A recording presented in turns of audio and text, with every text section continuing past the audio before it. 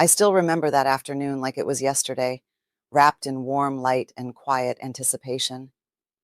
My name is Elena, and even now, years later, when the house is still and I let my mind wander, I can feel the exact moment Alex's hand first found mine under the surface of the bathwater, fingers sliding between my own as if they belonged there.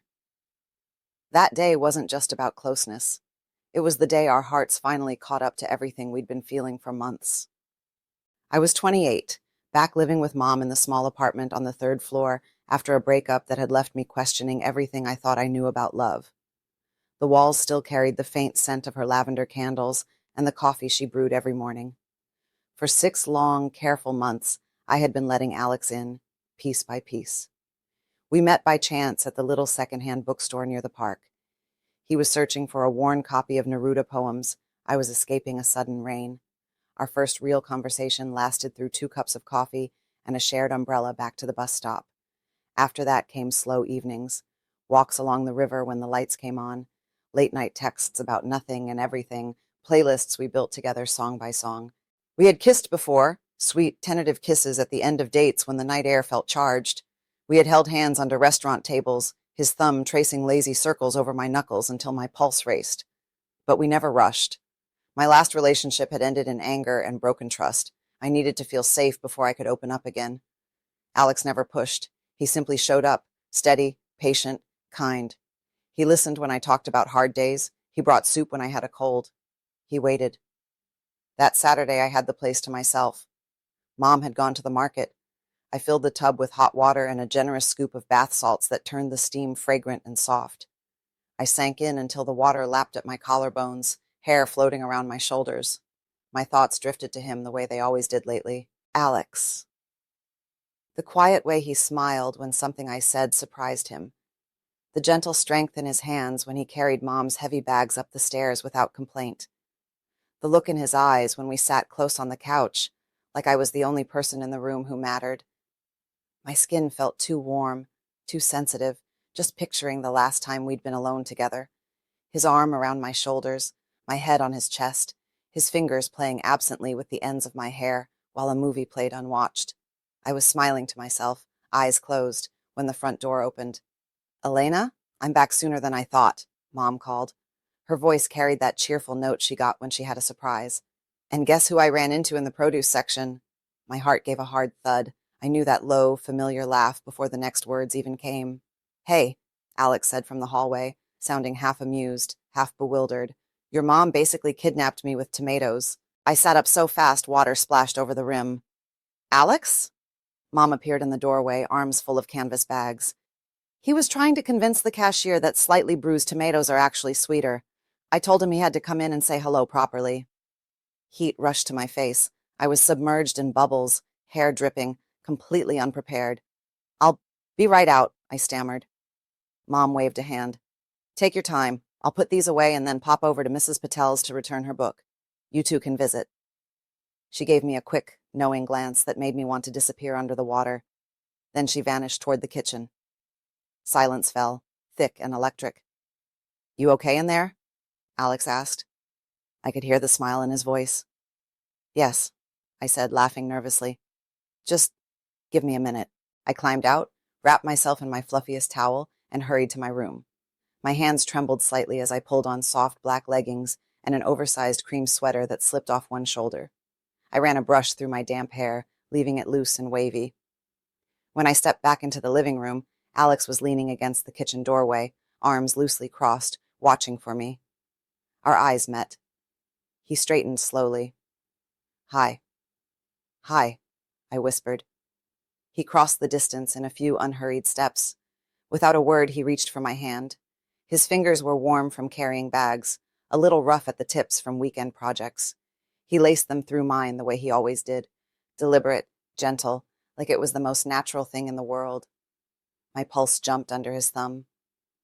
"You smell like lavender," he murmured. I was in the bath, I admitted, cheeks warming again. "I know." His smile deepened. "Your mom mentioned it. She also said she's heading out again soon." We both laughed softly. Mom reappeared, coat on, scarf looped around her neck. "I'll be gone maybe 40 minutes. An hour if she wants tea and gossip. Coffee's fresh if you want some. She looked between us, eyes sparkling. Behave. We always do, Alex said with mock seriousness. Mom rolled her eyes fondly and left. The door clicked shut. We stood there, hands still joined, listening to the sudden quiet wrap around us. Alex lifted my hand and pressed a slow kiss to my knuckles. His lips lingered. I didn't mean to interrupt your afternoon. I'm glad you did. He studied my face for a long moment. Can I hug you? I nodded. He drew me in carefully, arms closing around me like I was something precious.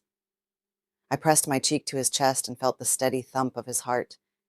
He smelled like the outdoors, crisp air, fresh bread, that faint cedar warmth that was just him. I wrapped my arms around his waist and held on. We stayed like that, breathing together, until the tension that had been building for months felt almost tangible. He eased back just enough to look down at me. His hand rose, fingertips brushing damp strands of hair from my cheek. They lingered against my skin. I've been thinking about you all day, he said quietly. Me too. His gaze dropped to my lips. My breath caught. Elena. His voice had gone rough. If I kiss you right now, I don't think I'll want to stop. I tilted my chin up. Then don't. He exhaled, a shaky, relieved sound, and then his mouth touched mine. The kiss was slow, careful, full of everything we'd held back. His lips moved over mine gently at first, tasting, learning. One hand cradled the back of my neck while the other rested warm at the small of my back. I rose onto my toes, fingers curling into his shirt, drawing him closer. When we parted, both breathing unevenly, he rested his forehead against mine. I've wanted to kiss you like that for so long, he whispered. Me too. He kissed me again, deeper this time, but still restrained, still tender. His hand slid down my arm, fingers tracing the sensitive skin inside my elbow. Goosebumps followed his touch. I shivered and he smiled against my lips. Cold? He asked softly. No, I murmured. Just feeling you. He pulled back enough to meet my eyes. His were dark, serious. I don't ever want to rush you, he said. If anything feels too much, you tell me. Promise? I promise. I lifted my hand to his cheek. I trust you, Alex. The words seemed to settle over him like a weight lifting. His throat moved. He kissed me again. Slow, reverent.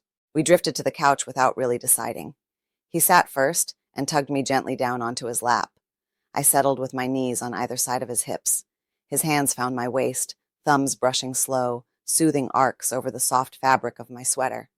I leaned in and kissed the corner of his mouth, then along his jaw, then the spot just below his ear that made him draw in a sharp breath. Elena, he breathed. I smiled against his skin.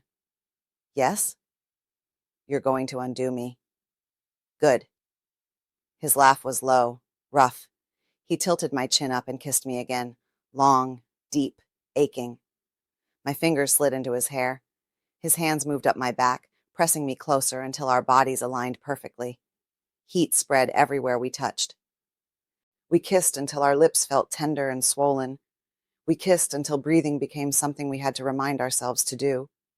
His hands stayed gentle, exploring my arms, my shoulders, the curve of my waist, the line of my spine. Every touch felt intentional, like he was saying, I see you. I want you. I'm here. At some point we shifted so I lay back against the cushions, and he hovered above me, braced on his forearms. He looked down at me with an expression that made my chest ache. You're so beautiful, he said simply. I reached up and traced the line of his cheekbone. So are you. He lowered himself slowly until our bodies pressed together. The solid weight of him felt grounding, safe. His hand found mine again. He threaded our fingers together and pressed my palm into the cushion beside my head. He kissed my wrist, then my palm, then the inside of my forearm, open-mouthed, lingering. Then he moved to my throat, my collarbone, the sensitive skin just above the neckline of my sweater. Each kiss landed like a quiet vow. I arched slightly, craving more contact. He made a soft sound against my neck. Tell me what you need, he murmured. You, I whispered. Just like this. He lifted his head. Our gazes locked. Then that's what you'll have. We stayed wrapped in each other on that couch for what felt like forever. Kissing, holding, breathing the same air. His fingers drew lazy patterns on my arm, my hip, the nape of my neck. Mine learned the shape of his shoulders, the dip at his collarbone, the way his pulse raced when I pressed my lips to the side of his throat. There were long stretches of quiet where no words were needed, just the soft rhythm of our breathing, the rustle of fabric as we shifted closer, the small hitch in his breath when my fingertips grazed the back of his neck. At one point, he pulled back slightly, eyes searching mine. I love how you feel against me, he said. I love being here, I answered. He kissed me again, slow, consuming, full of longing that had finally found a place to rest. When he drew back, we were both trembling faintly. I could stay like this forever, he whispered. Me too. But then we heard Mom's key turn in the lock. We sprang apart, laughing breathlessly like guilty teenagers. I smoothed my hair. He straightened his shirt. By the time Mom stepped inside, we were sitting side by side, hands clasped tightly between us, faces flushed but composed. She took one look at us and grinned. Coffee's still hot, she said dryly. I'll make some. She disappeared into the kitchen. Alex leaned close, lips brushing my ear. That was the best afternoon of my life, he whispered. I squeezed his hand. Mine too. And it truly was. That day became the memory I carry like a secret treasure. Not because of anything dramatic or rushed, but because of how safe I felt, how wanted, how completely seen. Alex didn't just hold me, he held every quiet fear I'd carried, every doubt, and made space for them to soften. Years later, we still talk about it. We laugh about Mom walking in with grocery bags and that sparkle in her eye. We still hold hands the same way, fingers laced, thumb brushing slow circles over skin. And every time he pulls me close, every time his lips find mine, I remember that first real afternoon when months of longing turned into something solid, something true, something that became home.